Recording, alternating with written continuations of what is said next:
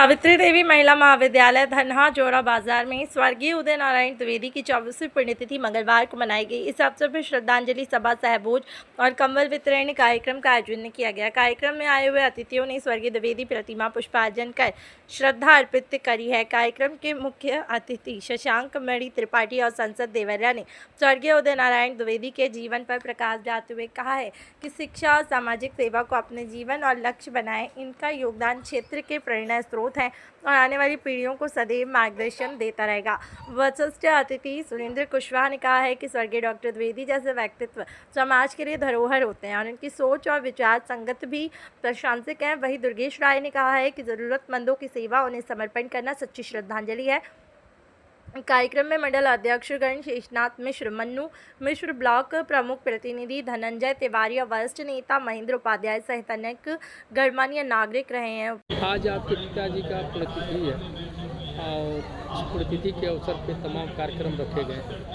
अपने पिताजी के व्यक्तित्व और सामाजिक जीवन पे आप क्या कहेंगे? देखिए, मेरे पिताजी बहुत सरल स्वभाव के व्यक्ति थे और पेशे से चिकित्सक थे, वो वैद्य थे।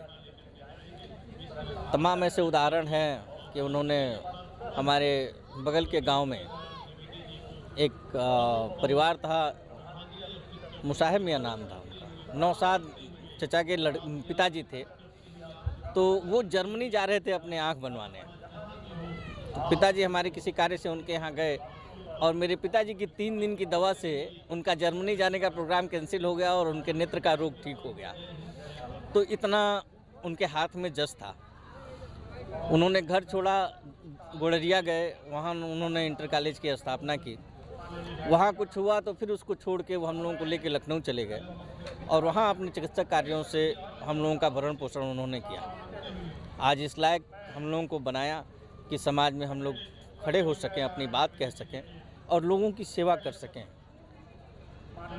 तो जो भी है मेरे पिताजी की ही देन है।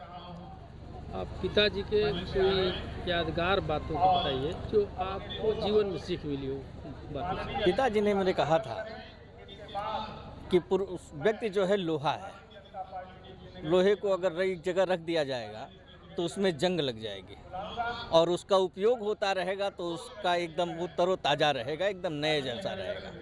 तो मनुष्य ही भी ऐसा है, बहुत आराम तलब हो जाएगा तो उसमें जंग लग जाएगी। अगर उस अब काम करता रहेगा, उपयोगिता रहेगी तो उसको चमकता रहेगा।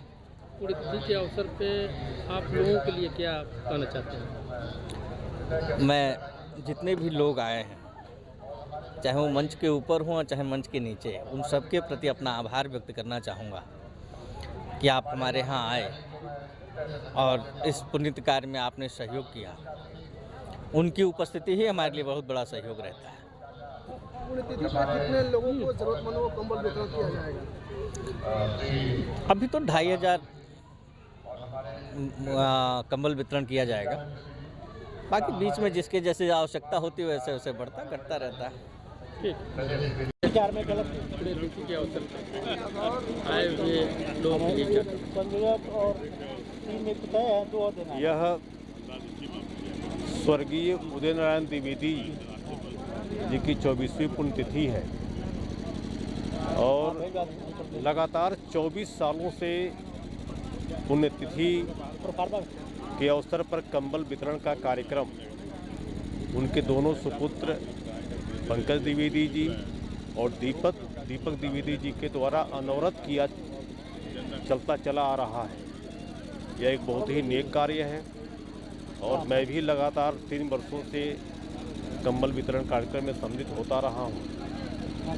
आप सबके चैनल के माध्यम से दीपक द्विवेदी जी को, पंकज द्विवेदी जी को बहुत बहुत धन्यवाद देना चाहता हूं कि आप सबने अपने पिता के द्वारा बताए गए आदर्शों का अक्षरशः पालन करते हुए उनकी कृतियों को, उनके कार्यों को अमर करने का जो आप सबने पुनीत कार्य का एक बीड़ा उठाया है, यह अनवरत चलता रहे और हर वर्ष हम लोग आते रहेंगे और जो भी दीन दुखी हैं उनको कंबल वितरित करते रहेंगे।